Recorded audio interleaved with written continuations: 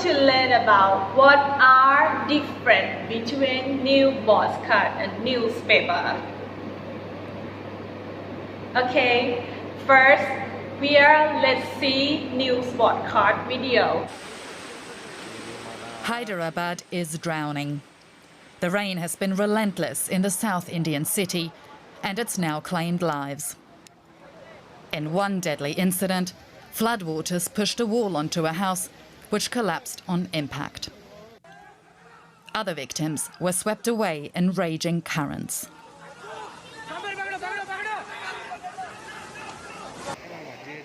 Rescue teams have been working day and night, but they can't get to everyone. Residents in some areas say they've had no help at all. Around 500 to 2,000 houses were submerged in water since yesterday night, and nobody visited this place so far. People are suffering, kids are suffering, there is no food, no water, no milk, no facilities to go out. Catastrophic scenes also in Cambodia. Deadly flash floods have hit the west of the country, prompting the evacuation of some 2,500 people. The military and police have been deployed to assist with the massive operation and hand out much-needed food to isolated communities. And this is the scene in neighbouring Vietnam, where flooding has claimed the most casualties in the last week.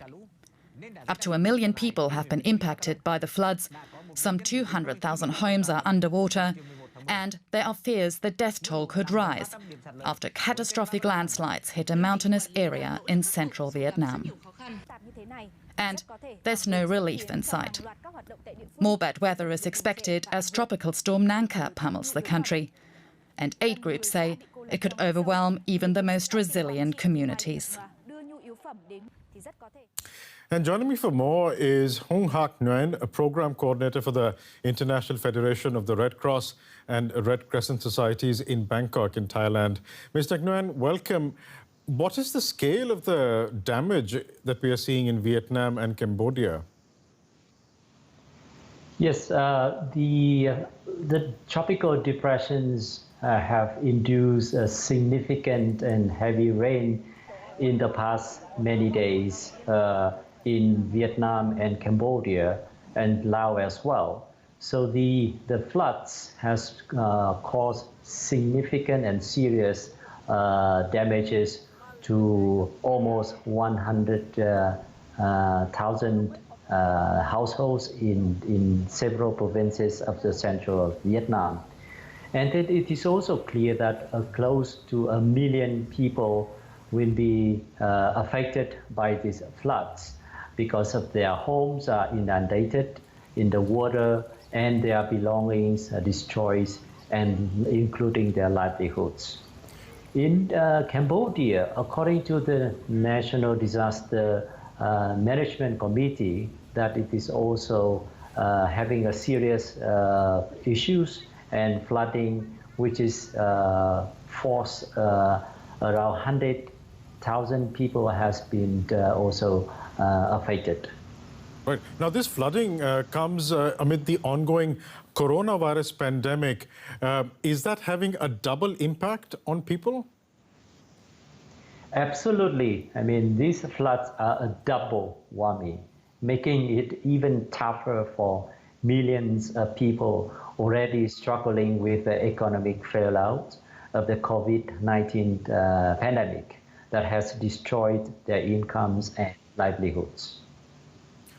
What is the government doing about these double whammies, as you call them? Is the government being able to cope? At the moment, the government is giving up their priorities into search and rescue and saving life efforts, together with the local authorities and Red Cross as well.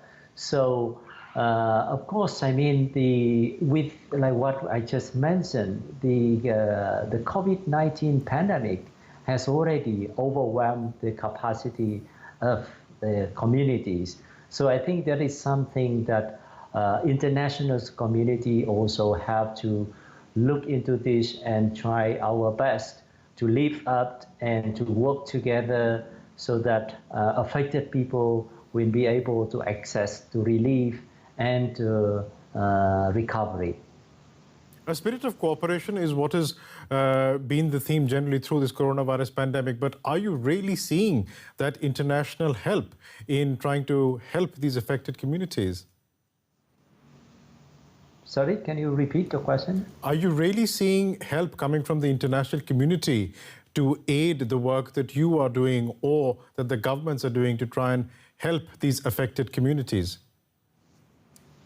Oh, I think is with this kind of situation, storm after storm, floods after floods, and plus with the COVID-19 pandemic. And I think it is also even for a very well-prepared and resilient communities, it is also something already, too much. So I think that it is not the business of every individual government or any organization, but I think we need to come together and sort it out. Hong Hak Nguyen from the International Federation of the Red Cross and Red Crescent Societies, thank you so much for speaking with us. Thank you.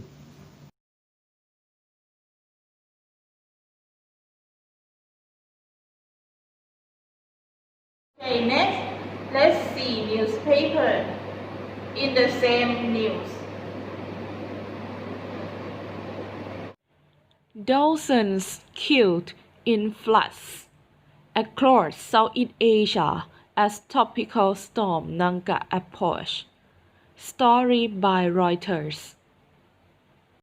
A soldier font holds on to a rope as a woman sea is pulled to safety through flood waters in a village in Cambodia's western Battambang province on October 10, 2020, following heavy rains in the regions. CNN.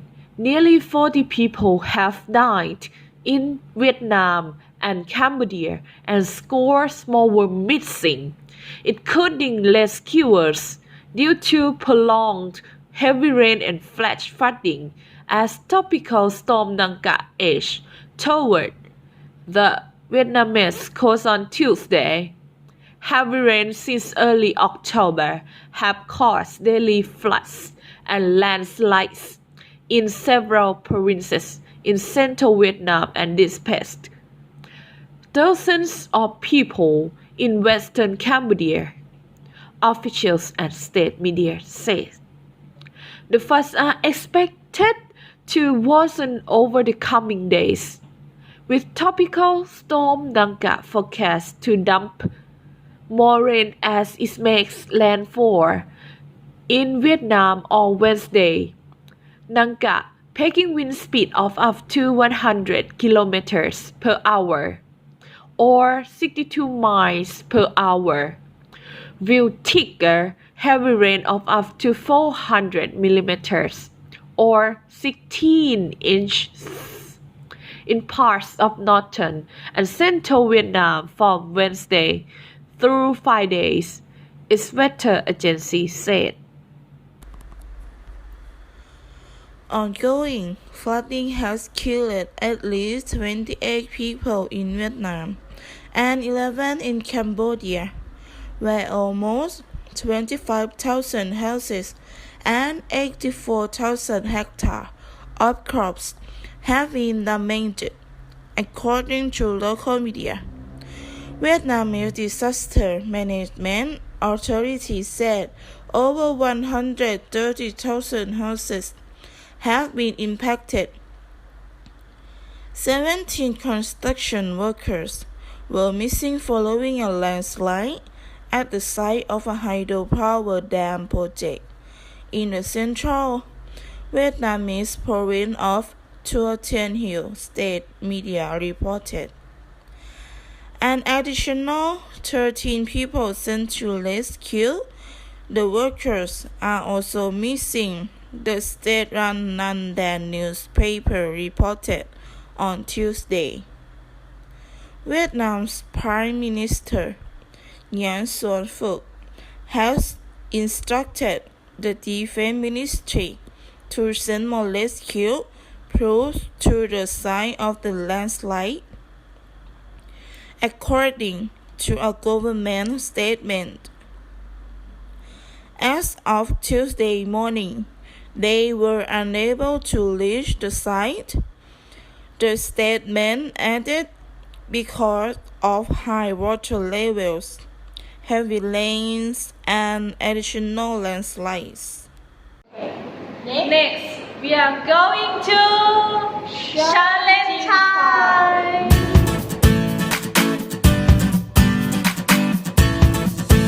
Alright, the difference between newspaper and news podcast in the same news. You can see that newspaper is like a conclusion of the news, but you cannot see the video or voice of the reporter. But in news podcast, you can see video and a lot of details. For example, the voice of the reporter and the videos or the situation, of the news.